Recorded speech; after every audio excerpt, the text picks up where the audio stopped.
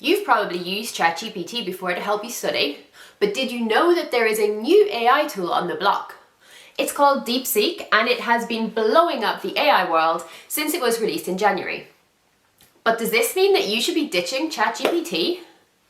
I've tested both in student contexts, and here's what you need to know. What exactly is DeepSeek?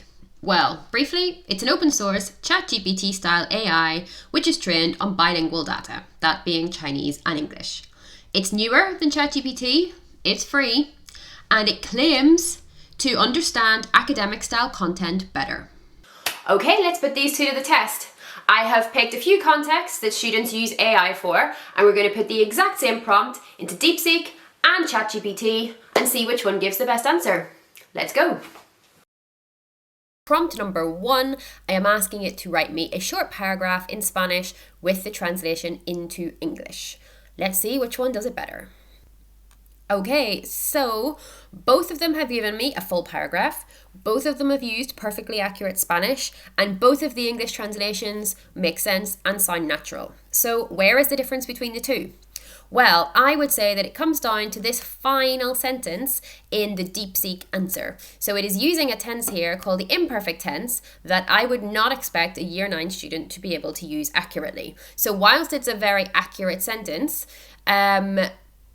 as a teacher, this version would arouse my suspicions more that a student has not done their homework properly and that they have used AI to help them. Whereas the ChatGPT answer, whilst it would also be impressive, they are all verbs that I would expect students to be able to use tense, and therefore, for that reason, I think ChatGPT wins this round.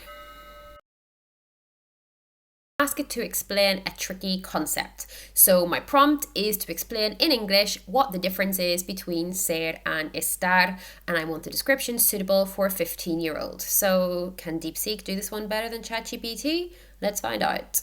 Okay, this one is really interesting because they've both given me basically exactly the same answer, just with slight difference in formatting. So they've both given me an overview of the difference between the two, examples of when I would use ser in Spanish and in English, and they've both given me the acronym doctor. And same for estar, they give me a brief overview, they've mentioned the acronym place, given me an example in Spanish and in English. DeepSeek has then given me another summary, and then they've both given me an example to compare when using the same word, es aburrido, está aburrido, could have a different meaning. So very interesting in terms of content is the same. However, I prefer the format here of DeepSeek because I just think it's a little clearer for estar. What it gives me in the examples matches with the acronym place, which is not the case for the ChatGPT. So it's a very, very minor thing. So this round goes to DeepSeek. Okay, so finally, prompt 3, we are asking for feedback on some work. So the prompt here is to act as a GCSE examiner in the UK for Spanish and give feedback on how to improve the content and language in the paragraph. And I have written a paragraph just full of the kind of mistakes I see with my own students.